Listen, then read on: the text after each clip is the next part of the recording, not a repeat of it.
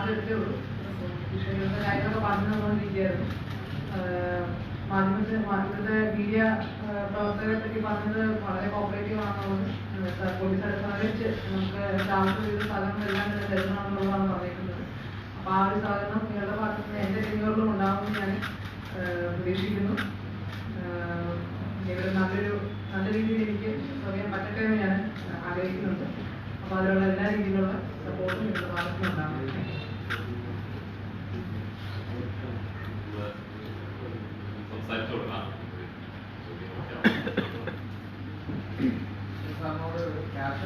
സംഭാഷണമാണ്, ചോദ്യമല്ല.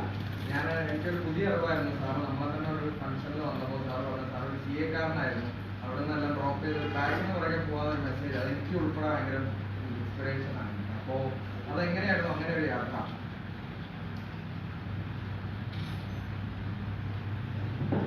ആക്ച്വലി ഇപ്പോൾ CA കാരനായതെന്ന് പറഞ്ഞു. 2026 2012 വയസ്സിലാണ് CA പാസ്സായത്. 2 വർഷത്തോളം പ്രൈവറ്റിൽ KPMG എന്നുള്ളത് നമ്മൾ ജോലി ചെയ്തിരുന്നു.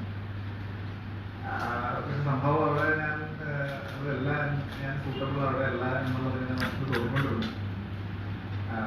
ശമ്പള സ്കെയിലും കോഴ്സ് നോക്കുമ്പോൾ സ്വാഭാവികമായിട്ടും ഇന്ന് ജോലിയൊക്കെ ആയിരുന്നു എന്നുള്ളത്. സംഭവം അവിടെ ഇക്കോണമിയെ കഴിയുന്നില്ല. അതിനുശേഷമാണ് സർവീസ് പോകാനുള്ളൊരു കാഴ്ചപ്പാട് വന്നത്. ഏറ്റവും നല്ലൊരു ഡിസിഷനുകളൊന്ന് ആദ്യത്തെ അറ്റംപ്റ്റിൽ തന്നെ IPS വരും, കേരള കിട്ടുകയൊക്കെ ചെയ്തു. ഒത്തിരി ഭാഗ്യം ഇവിടെ വന്നിട്ടാണെങ്കിലും ഭാഗ്യം ഒരുപാട് വയ്ക്കുന്ന ആളായിട്ടാണ് സ്വയം കരുതുന്നത്. അപ്പോൾ തീർച്ചയായിട്ടും ആ യാത്ര എന്ന് പറയുന്നത് വളരെ എൻജോയബിൾ ആയിരുന്നു. സിവിൽ സർവീസിന് പോകുന്ന എല്ലാ കുട്ടികളോടും നമ്മൾ പറയുന്നത് കിട്ടിയാലും ഇല്ലെങ്കിലും ആ ഒരു പോയി കഴിഞ്ഞ് കഴിഞ്ഞാൽ ഈ വലിയ ബെറ്റർ സിറ്റിസൺ എന്നുള്ളത് പറയാം. അങ്ങനെ ആ ഒരു ശ്രമമായിരുന്നു. ഇപ്പം എന്തായാലും പരിസ്ഥിതിക്കുന്നു വളരെ സന്തുഷ്ടമാണ്, ഹാപ്പിയാണ്. ശ്രീലാൻഡ് മെമ്പർ ഓഫ് ICA ഞാൻ കൊണ്ട് എനിക്ക് മെമ്പർഷിപ്പ് ഉണ്ട്. എല്ലാ വർഷവും മെമ്പർഷിപ്പ് കൊടുക്കുന്നുണ്ട്.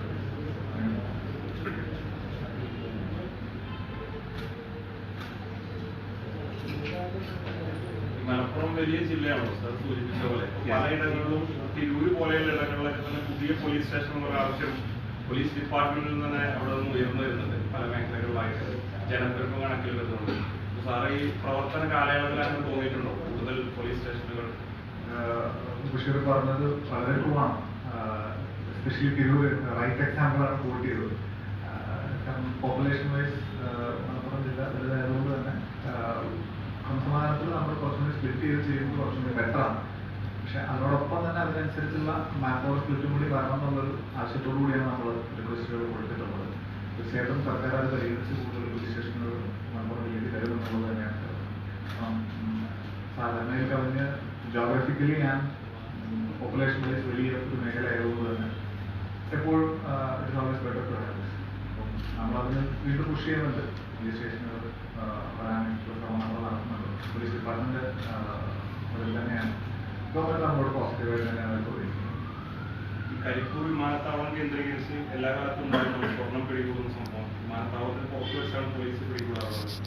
സാറിന്റെ സ്റ്റോർ ഭയങ്കരമായിട്ട് അത്ര ഓപ്പറേഷൻസ് നടത്തിയിരുന്നു. അപ്പോൾ അതൊരു പരിധി വരെ കാര്യക്ഷമമായിട്ട് ഇടപെടാൻ കഴിയുമെന്ന് ഉദ്ദേശിക്കുന്നുണ്ടോ? തീർച്ചയായിട്ടും അത് വളരെ പോസിറ്റീവായിട്ടുള്ള ഇടപെടലാണ് പോലീസ് നടത്തിയിരിക്കുന്നത്. അതിൽ ആ സമയത്ത് ഓഫ്കോഴ്സ് ഡ്യൂട്ടി ഡിഫറൻസിൻ്റെ ഒരു വലിയൊരു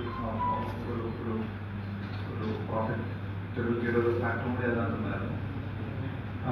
നമ്മളെ സംബന്ധിച്ചിടത്തോളം ആ ഒരു ലീഗൽ മൂവ്മെന്റ് കൂടുന്നുള്ളൊരു ഉപരി നിങ്ങൾക്ക് ഓർമ്മയുണ്ടാവും.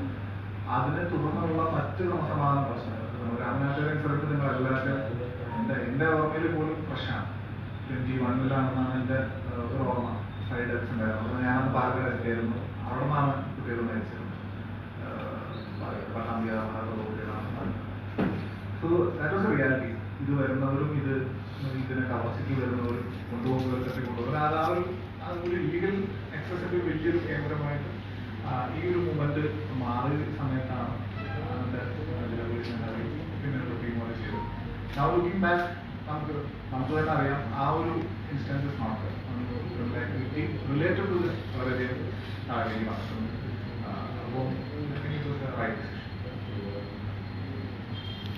കഴിഞ്ഞ SP ടെനറിൽ ഈ മലപ്പുറത്ത് ഏറ്റവും കൂടുതൽ ക്രിമിനൽ കേസുകൾ ചാർജ് ചെയ്യപ്പെടുന്ന അങ്ങനെ കുറച്ച് ആരോപണങ്ങളൊക്കെ ഉണ്ടായിരുന്നു. അപ്പോൾ താങ്കളുടെ അഭിപ്രായത്തിൽ അങ്ങനെ ഒരു ക്രിമിനൽസ് കൂടുതലുള്ളൊരു ജില്ലയാണോ? അനാലിസിസിലോട്ടൊന്നും ഞാൻ പോയിട്ടില്ല. Criminal activity like population wise add ചെയ്യപ്പോഴും എന്തായാലും അതിനകത്ത് വരുന്നുണ്ട്. പറഞ്ഞതുപോലെ നമ്മൾ പോപ്പുലേഷൻ കൂടുതലായതുകൊണ്ട് തന്നെ ഡെവലപ്മെന്റ് എല്ലാം നോക്കാൻ കൂടുതലായിരിക്കും. ഞാൻ പറഞ്ഞല്ലോ പീസ്ഫുൾ ആയിട്ടുള്ള ഡിസ്ട്രിക്റ്റ് ആണ്. അങ്ങനെ ഒരു മേജർ ക്രൈംസ് റെഗുലറായിട്ട് റിപ്പോർട്ട് ചെയ്യപ്പെടുന്ന ഒരു സ്ഥലമായിട്ട് എനിക്ക് പേഴ്സണലി എൻ്റെ 1.5 വർഷം പീരീഡ് തോന്നിയിട്ടില്ല. അഫ്കോഴ്സ് നിങ്ങൾക്ക് തന്നെ അറിയാം, നമ്മൾ ഞാൻ ഇന്ററാക്ട് ചെയ്തിരിക്കുന്നതായിരിക്കും മിക്കവാറും ഇവിടുത്തെ മേജർ ക്രൈംസ്. അത് താരതമ്യേന നമ്പറുകൾ കുറവായിരുന്നു. അങ്ങനെ നോക്കുമ്പോൾ യെസ്, അതിനകത്ത് വലിയ കണ്ടില്ല.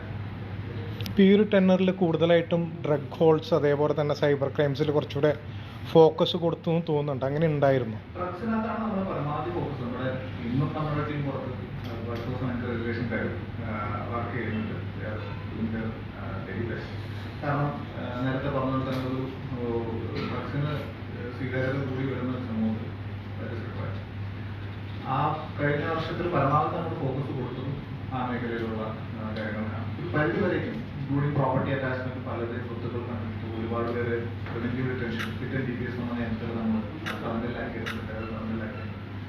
അപ്പോൾ ആ വർക്ക് കണ്ടിന്യൂ ചെയ്യാം. തീർച്ചയായിട്ടും അതിൽ ഇനിയും സക്സസ്ഫുൾ ആയിട്ട് തന്നെ മുന്നോട്ട് പോകാൻ പറ്റുന്നത്. ഏറ്റവും കൂടുതൽ കേസുകൾ സാറിന്റെ കാലയളവിൽ പരിശോധിക്കുകയാണെങ്കിൽ ഡ്രഗ്സ് റിലേറ്റഡ് ആണോ അതോ സൈബർ റിലേറ്റഡ് ആണോ? സൈബർ റിലേറ്റഡ് കേസുകളുടെ എണ്ണം സ്വാഭാവികമായിട്ടും കൂടുതലായിരിക്കാം. കാരണം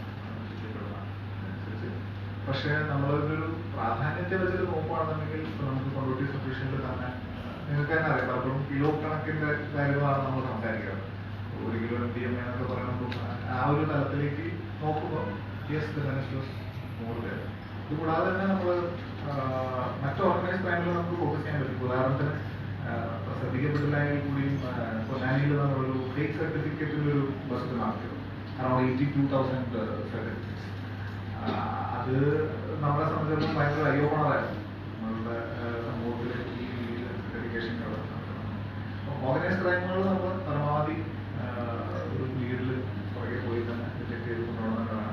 ഇതിൻ്റെ ഇടയിലും വിവാദമായിട്ടുള്ള പല കേസുകൾ നടക്കുമ്പോൾ ഡിറ്റക്ഷൻസ് അത് ഓൾവേസ് പിന്നെ വലിയൊരു അച്ചീവ്മെന്റ് തോന്നി.